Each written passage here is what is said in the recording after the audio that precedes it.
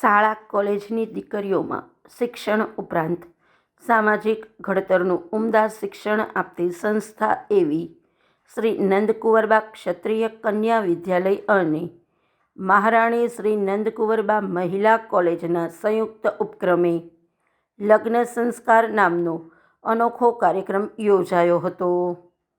2 દિવસ ચાલનારા લગ્નોત્સવ કાર્યક્રમને મહારાણી શ્રી સંયુક્તા દેવીજી અને રાજવી પરિવારના સભ્યોના હસ્તે દીપ પ્રાગટ્ય સાથે ખુલ્લો મૂકવામાં આવ્યો હતો।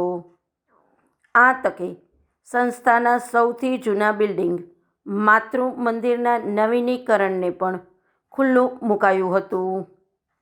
વર્તમાન સમયમાં મૃતપાય થઈ રહેલી લગ્ન પરંપરાના પ્રસંગો અને વિધિ વિધાનની સમજણ દીકરીઓમાં કેળવાય તે માટે લગ્ન સંસ્કારનો અનોખો કાર્યક્રમ યોજાયો હતો। આ કાર્યક્રમમાં વિવિધ પ્રાંતના વરઘોડા અને લગ્ન વિધિ દર્શાવાઈ હતી।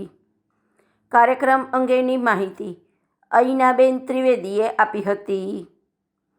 કાર્યક્રમના પ્રારંભે આમંત્રિતો અને શિક્ષણવિદો ઉપસ્થિત રહ્યા હતા। અમારી શાળાના પટાંગણમાં અમે આપણી જે પરંપરાઓ છે, જે વિધિ વિધાનો છે, જે રીત રિવાજો છે ભારતીય સંસ્કૃતિના, એ મુજબના જુદા જુદા પ્રાંતના આપણા લગ્ન સંસ્કારની વિધિઓનું અહીંયા આજે અમે પ્રદર્શન કરી રહ્યા છીએ બાલોત્સવના ભાગરૂપે, કે જેથી દરેક વિદ્યાર્થીઓ આજે વિધિ વિધાન ભૂલાઈ રહ્યા છે, સંસ્કારો આપણે વિસરાઈ રહ્યા છે, એને ફરીથી આપણે દીકરીઓના માધ્યમથી એ જાણકાર બને, એમને માહિતી મળે કે કેવી રીતના આ બધા સંસ્કારો હજી સુધી આપણે પરંપરાની જેમ આગળ વધારી શકીએ, એના હેતુથી અમે આખું આયોજન કર્યું છે। તો 1થી શરૂ કરી અને કુલ 11 અમારા પ્રોજેક્ટ છે।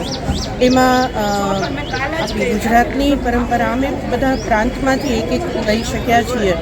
તો અમે ગુજરાતમાં ખાસ કરીને ભરવાડ જ્ઞાતિ, એટલે અમારો એક નમ્ર પ્રયાસ છે ખાલી ભરવાડ જ્ઞાતિ છે, પછી ઉત્તરાંચલ છે, કાશ્મીર છે, મહારાષ્ટ્ર છે, પંજાબ છે, કર્ણાટક છે અને છેલ્લે ગોવા, આવી રીતના અમે વિવિધ પ્રાંતોની લગ્ન પરંપરાઓ, લગ્ન સંસ્કારોને અહીંયા દીકરીઓના માધ્યમથી ઉજાગર કરવાનો પ્રયાસ કરી રહ્યા છીએ।